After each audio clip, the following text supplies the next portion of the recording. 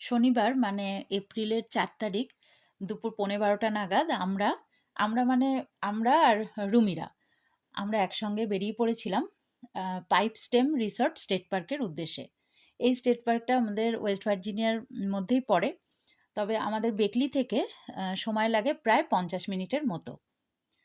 আর আগের দিন মানে ৩ তারিখ ছিল গুড ফ্রাইডে, আর গুড ফ্রাইডের পরের যে রবিবারটা পড়ে সেই দিনটাই ইস্টার হিসাবে পালিত হয়। আর এই ইস্টার ফেস্টিভ্যাল সম্বন্ধে তোমাদের মানে তোমরা অনেকেই জানো, তবু একবার বলি। এই ইস্টার হলো খ্রিস্টান ধর্মাবলম্বী মানুষদের একটা অন্যতম প্রধান উৎসব, যা ভগবান যীশুখ্রিস্টের পুনরুত্থানকে স্মরণ করে করা হয়। বাইবেল অনুসারে ক্রুশবিদ্ধ হয়ে যখন ভগবান যীশুখ্রিস্টের মৃত্যু হয়, মৃত্যুর ঠিক ৩ দিন পর ভগবান যীশুখ্রিস্ট আবার জীবিত হয়ে উঠেছিলেন। তাই এই ইস্টার নতুন আশা, নতুন জীবন এবং অশুভের ওপর শুভ শক্তির বিজয়ের প্রতীক হিসাবে পালন করা হয়। আর আমরা সেদিন মানে শনিবার কেন পাইপ স্টেম রিসর্ট স্টেট পার্কে গিয়েছিলাম তার কারণটাও বলি। কারণ সেখানে সেদিন বাচ্চাদের নিয়ে একটা সুন্দর গেম অনুষ্ঠিত হয়েছিল, যেটাকে বলে এগ হান্ট।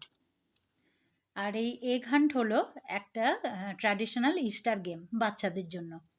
তো সেটা কিভাবে খেলা হয় তোমাদের একটু বলি। বিভিন্ন কালারের প্লাস্টিকের এগের ভেতর নানা রকমের ক্যান্ডি, চকলেট, খেলনা এগুলো রাখা হয়। আর সেই এগগুলো একটা বেশ বড় জায়গা জুড়ে সুন্দরভাবে সাজিয়ে রাখা হয়। আর বাচ্চারা সেই এগগুলো সুন্দরভাবে মানে নিজেদের মতো করে কালেক্ট করে। তো এটা তো আমরা যেখানে যাচ্ছি সেটা আউটডোরেই খেলা হবে। এটা আবার অনেকে ইনডোরেও খেলে, মানে ঘরের ভেতরেও অনেকে খেলে। যেমন ঘরের ভেতরে এরকম এগের ভেতরেই এই ক্যান্ডি, চকলেট এগুলো ভরে বিভিন্ন জায়গায় ঘরের এদিক ওদিকে অনেকে লুকিয়ে রাখেন এবং বাচ্চারা সেটাই বের করে খুঁজে। তো এটা একটা খুবই মজাদার গেম। আমরাও প্রথমবার এটা দেখতে চলেছি। তাহলে চলো, আর প্রায় পৌঁছেই গেছি। ওখানে গিয়ে আমরা যেটুকু দেখবো তোমাদের সঙ্গে সেটাই শেয়ার করব।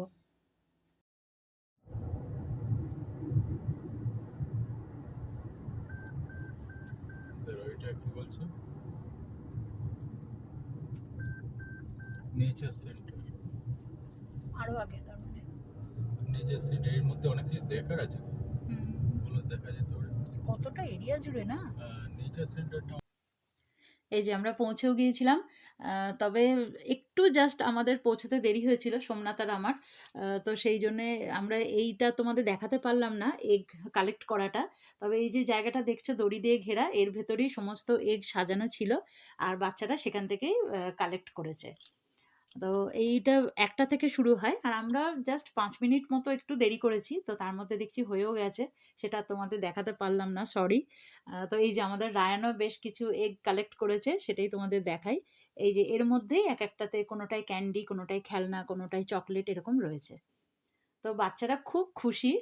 এটা তো মূলত মানে বাচ্চাদেরই প্রোগ্রাম, মানে ওদেরই জন্য করা। তো খুব খুশি, দেখো প্রত্যেকটা বাচ্চার হাতেই বাস্কেট রয়েছে, আর তারা কেউ না কেউ কিছু না কিছু এগ কালেক্ট করেছে। তো এই যে সবাই দেখো দেখাচ্ছে সবাইকে, মানে এত খুশি ওরা, খুবই আনন্দ, মানে ওরা খুবই এনজয় করে ব্যাপারটা বাচ্চারা। তার সঙ্গে আমরাও করেছি, বেশ ভালো লাগলো। তারপর এখানে এগ কালেক্ট করার পর আমরা একটু ফটো তুললাম ওনার সাথে। এই যে রায়ান আর রাহাত তুলছে, তারপরে আবার আমরাও তুলেছি, সেটাও এই ভিডিওতে অ্যাড করে দিচ্ছি।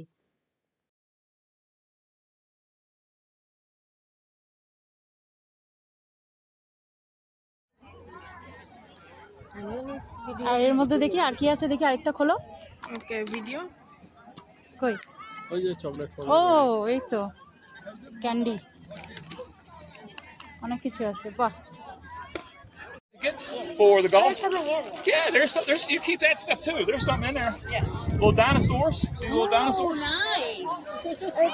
ক্যান্ডি All আছে। right. Do we keep the golden egg? Yeah, keep the golden egg. বাচ্চাদের সাথে সাথে আমরাও এগ হান্ট করে নিলাম। এই যে দেখো আমাদের হাতেও রয়েছে এগ। ভদ্রলোক এসে বললেন আমাদেরও নিতে, তো আমরাও একটা করে নিয়েছি। এর মধ্যে ক্যান্ডি ছিল, সেটাও খেয়েছি, খুব সুন্দর।